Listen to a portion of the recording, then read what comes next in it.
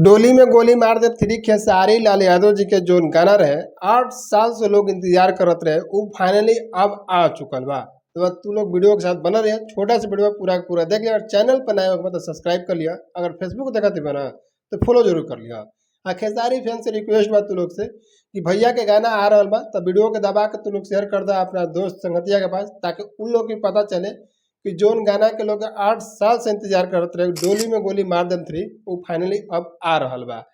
तो तू लोग के बताई सब चीज वीडियो में, तो वीडियो के लास्ट तक बना रही छोटा सा वीडियो पूरा पूरा जरूर देख लिया। तो चलो बताओ दे तू लोग के जैसे ही खेसारी लाल यादव जी की गाना, मतलब कि लोग तो हमारा लगता कि 8 साल में बहुत कुछ लोग भी लग जाला, लेकिन खेसारी फैन इतना ही बड़े जो कि 8 साल तक उस वीडियो के उस गाना के लोग इंतजार कर रहा बा अभी तक ले। तो खेसारी और लाल यादव जी के पूरा टीम सोचा कि चलो अभी गाना के फाइनली रिलीज कर देवल जा। तो उनकर फाइनली अभी एक ट्रीजर आ चुकल बा। जब हम वीडियो का भी शूट कर रहे बानी आज 14 तारीख है, करीब करीब 11 बजे के आसपास हम वीडियो का भी शूट कर रहे थे तू लोग खातिर। कैसे खेसारी भी एक गाना के ट्रीजर आयल 7 बजे के आसपास, तो हमारा उस समय टाइम ना मिलल, तो सोने कि चलो जब भी टाइम मिले ना तब खनिए हम वीडियो का शूट करब तू लोग के हम बतावे के कोशिश करब।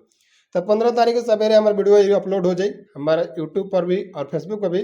तो तू लोग भरपूर प्यार आशीर्वाद तू लोग दिया। कैसे खेसारी भैया के जो गाना आवता डोली में गोली मार दे 3, मतलब कि बहुत लोग इंतजार करत रहे, सोचला कि अब ना आई, लेकिन फाइनली वो गाना अब आ रहा बा।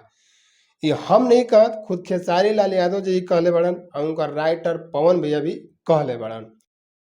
डोली में गोली मार दे 3 जो कि पवन बाबा का लिखा हुआ गाना है और वर्ल्ड वॉइस म्यूजिक के बैनर तले उस गाना रिलीज हो। तो चलो हम बताए दे तू लोग के गाना कब तक आवे वाला बा। कब तू लोग के भरपूर प्यार आशीर्वाद के जरूरी बा, कैसे कि 8 साल के बाद इनका गाना आवता डोली में गोली मार दन 3।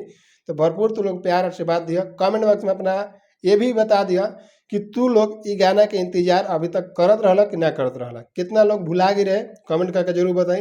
कितना लोग याद रहे इंतजार करत रहे कमेंट वो लोग भी करी, हम तो लोग को बतावत हैं। जैसे खेसारी भैया के गाना मतलब कि 7 बजे के आसपास आइला तुम देखने छोटा सा ट्रेजर रहे, तुम लोग वीडियो दिखा दिले बानी और तुम लोग अभी भी देख सकत हो वीडियो उनकर।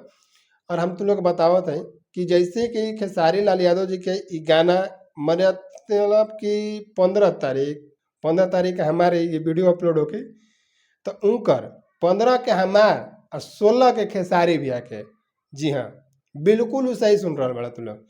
16 तारीख के खेसारी भैया के गाना होता डोली में गोली मार देम 3। 16 तारीख को डोली में गोली मार दे 3। तो तू लोग बिल्कुल देखल मत भूलिए, भरपूर अपन प्यार से बात दिया। हमार वीडियो अगर देख रहा बड़ा, हमार वीडियो से तुरा जानकारी मिलल के खेसारी भैया गाना आवता, तो वीडियो के दबा के जरूर लोग शेयर कर दिया। अब जैसे तू लोग बता दे खेसारी भैया के वीडियो के चाहे जैसन भी आवे चाहे जो भी आवे ओकर आप हम वीडियो ना बनाई ऐसा हो नहीं के सकत। देखता था तू लोग के 11 बजे के रात में हम वीडियो को शूट करत हनी। आ काहे शूट करत हनी, काहे कि भैया के गाना 16 तारीख के आवेला बा, तो एक दिन पहले हम अपलोड ना करब, सबके ना बतावे अपन पब्लिक के, तो भैया के प्यार कैसे मिली। तो इसी चलते हम कहता नहीं कि तू लोग भी वीडियो को दबा के शेयर कर दिया, काहे से कि भैया के गाना आवता। तू लोग खातिर इतना मेहनत करेला, तो तू लोग भी छोटा सा अपन आशीर्वाद दिया। बस कमेंट में अपना राय दे दिया कि भैया ते गाना तू लोग के इंतजार करत रहा कि ना करत रहा। अगर चैनल पर नया गया तो सब्सक्राइब करके फेसबुक पर फॉलो जरूर कर लिया, ताकि ऐसा ऐसा वीडियो तू लोग कभी भी मिस मत होके। बस तू लोग हमेशा ऐसा वीडियो लेके आवत रह। तो बता देता नहीं खेसारी भैया के गाना आवत 16 तारीख के, बिल्कुल नहीं देखल। और तू लोग अपना प्यार अपन आशीर्वाद खेसारी भैया पर बनौले रहिए। बस यही इतना बताए का तैयारी रहनी है कि खेसारी भैया के डोली में गोली मार दे 3 8 साल से लोग इंतजार करत रहे, फाइनली उनकर आज दिन तारीख सब चीज बता देवल गई बा। तो आज 14 हो गई, 14 तो बीतिए गई, 15 16 तारीख तू लोग के फाइनली गाना सुनने के लिए मिल जाए। तो चलो मिलते किसी नेक्स्ट वीडियो में, तब तक खातिर जय हिंद।